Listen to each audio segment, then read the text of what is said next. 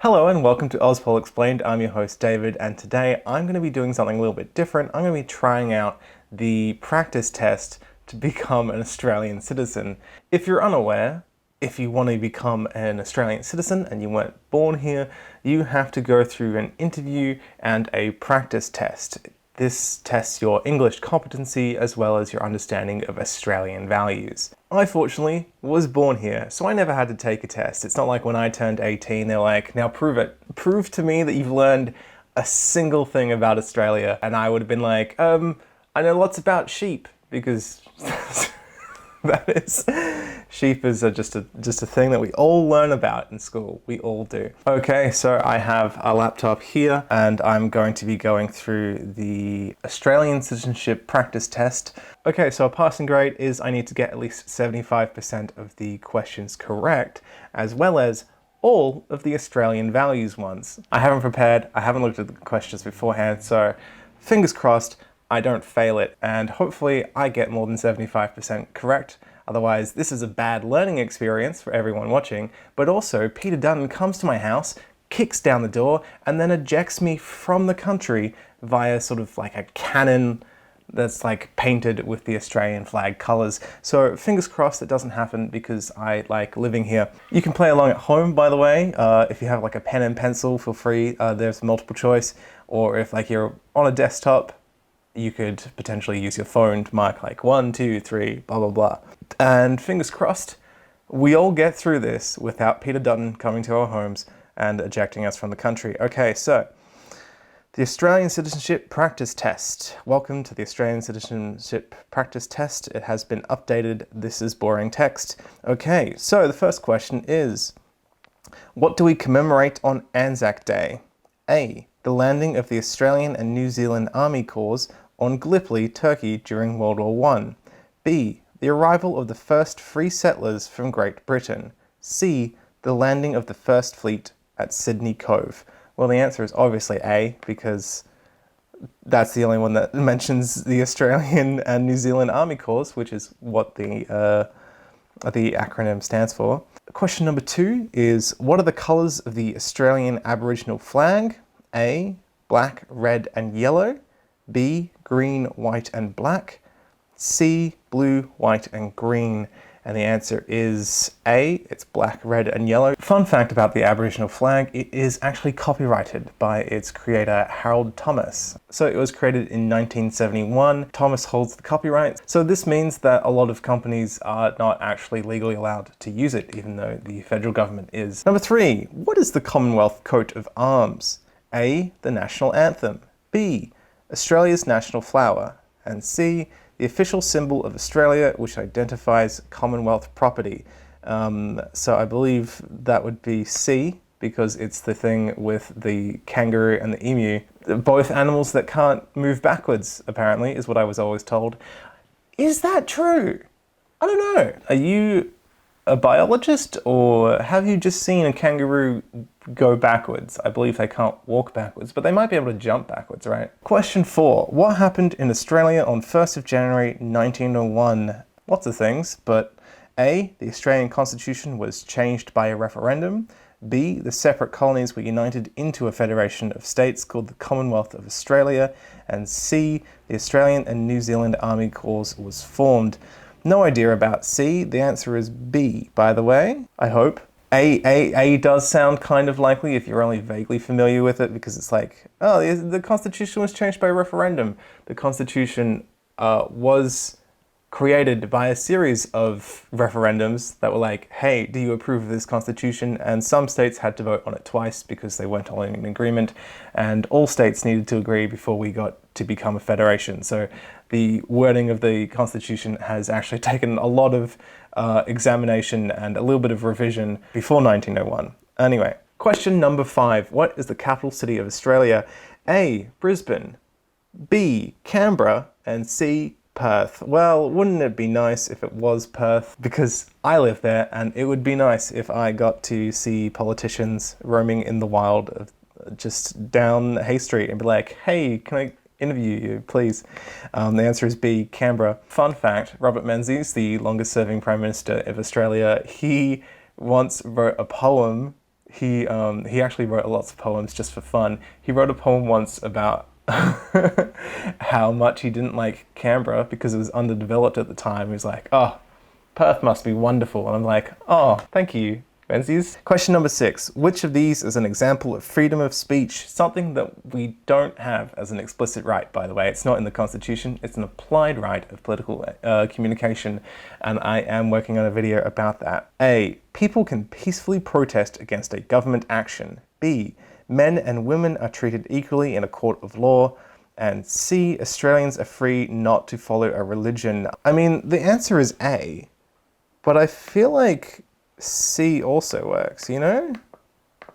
And I can't click both of them. I mean, are there multiple correct answers? Because C is covered under Section 116 of the Constitution. Anyway, I'm going to go with A. Question 7. Which of these statements about government in Australia is correct? A. The government does not allow some religions. B. The government in Australia is secular. And C, religious laws are passed by Parliament. Okay, we're going to go with B, because of Section 116 of the Constitution is all about freedom of religion. I'd also want to point out, this is not telling me if I'm getting them correct or not. I'm just assuming that I'm like, yeah, I know things. I'm very smart. This is probably right. So we're going to find out at the end if I passed. Question 8. Which of these is an example of equality in Australia? A. Everyone follows the same religion. B.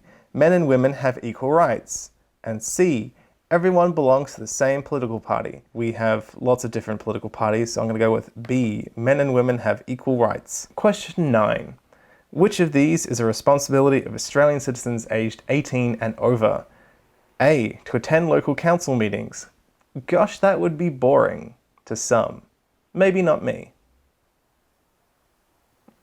Though I haven't gone to one. Oh, should I get a hobby? Anyway. B. To vote in federal and state or territory elections and in a referendum. C. To have a current Australian passport. The answer is... That's right, it's B. Question 10. Which of these statements about passports is correct? A. Australian citizens can apply for an Australian passport. B. Permanent residents can hold an Australian passport. C. Australian citizens need a passport and visa to return to Australia. I'm gonna go with A. Question 11. Which of these statements about voting in Australian elections is correct? A. People are free and safe to vote for any candidate. B. Voting is by a show of hands. C. People must write their name on their ballot. Okay, this one's really easy because C, you are not allowed to write your name on your ballot. If you do, it will be thrown out. Do not write your name on your ballot, please. It's not a school assignment. It's meant to be anonymous. So any identifying marks will get it thrown out. Don't ever do that. And the answer is A, people are free and safe to vote for any candidate. Question 12. I think there's 20. What is the name of the legal document that sets out the basic rules for the government of Australia? A, the Australian Federation. B, the Australian Commonwealth. C, the Australian Constitution. The Constitution was put into effect during Federation, which created the Commonwealth.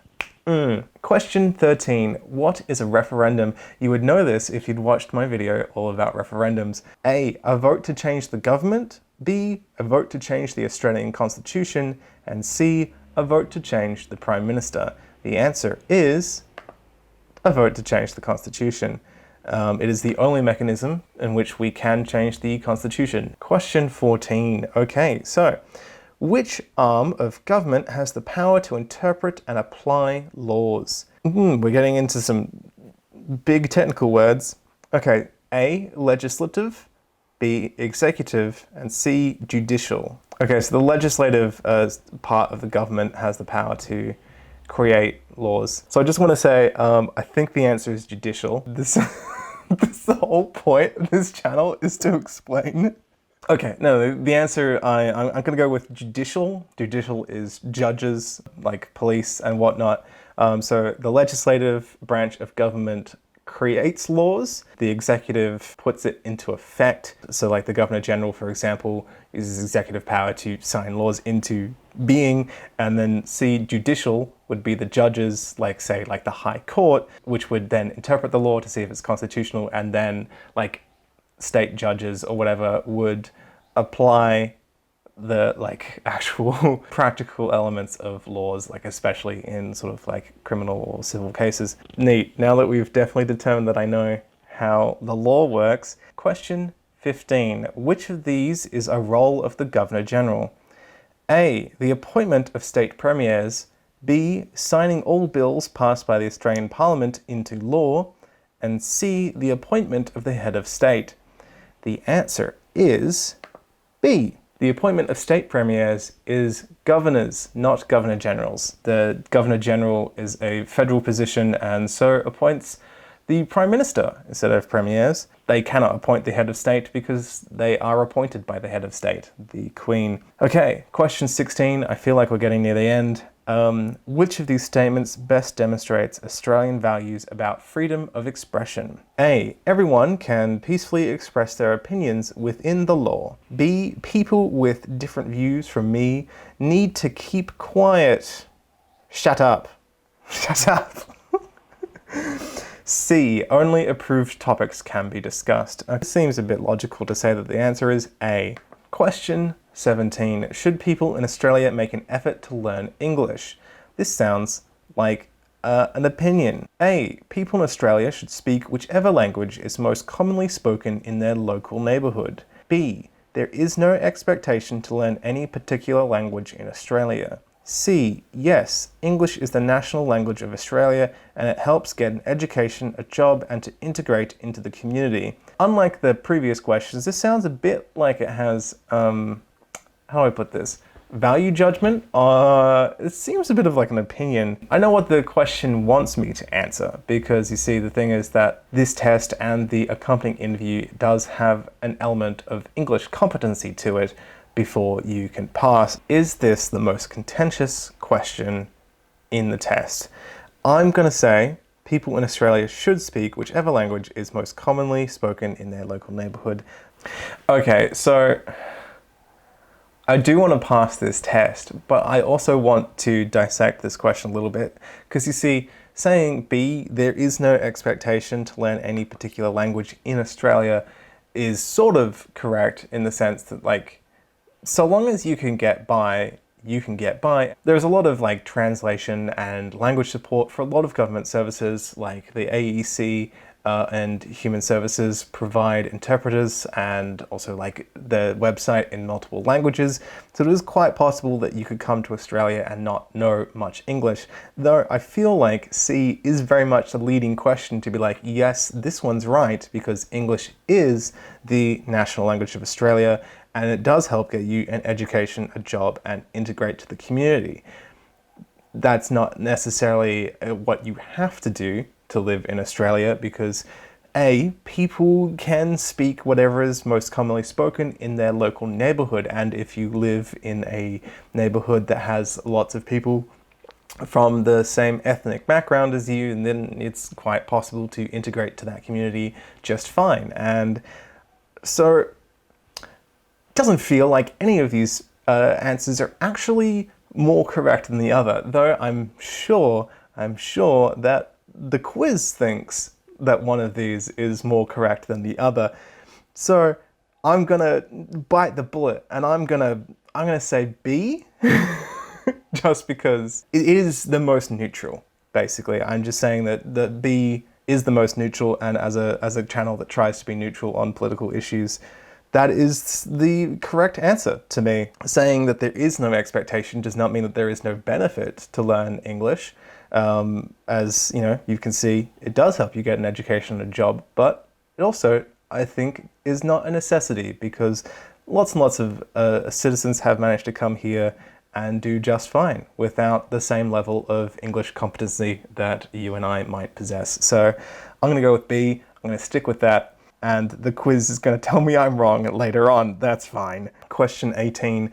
In Australia, can you encourage violence against a person or group of people if you have been insulted? I mean, You can, you shouldn't, don't do that. Okay, so the answers are A, yes, if you do not intend to carry out the violence. B, no, it is against Australian values and the law. C, sometimes if I feel very offended.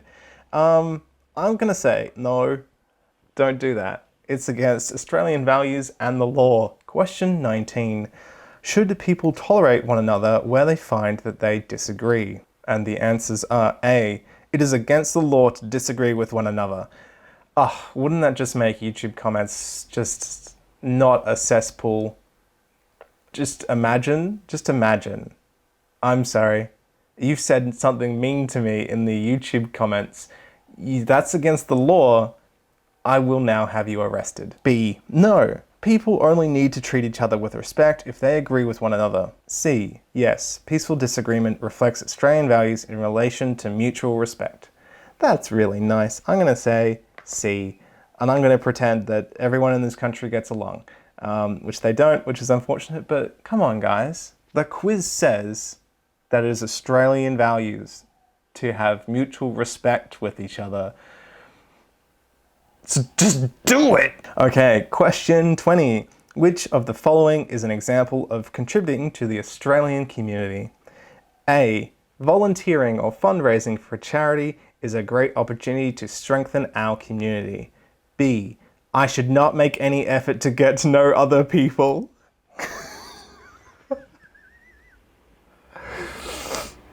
No. I mean, why? They suck. They don't have mutual respect for me. And answer C, people in Australia should not contribute to the community because Australia is a free country. Okay, well, let's say volunteering or fundraising for a charity is a great opportunity to strengthen our community because that one's really nice. And my mark was, drum roll, 95%. You did not answer all the Australian values questions correctly. Oh, I failed. Oh no, Peter Dutton's gonna get me.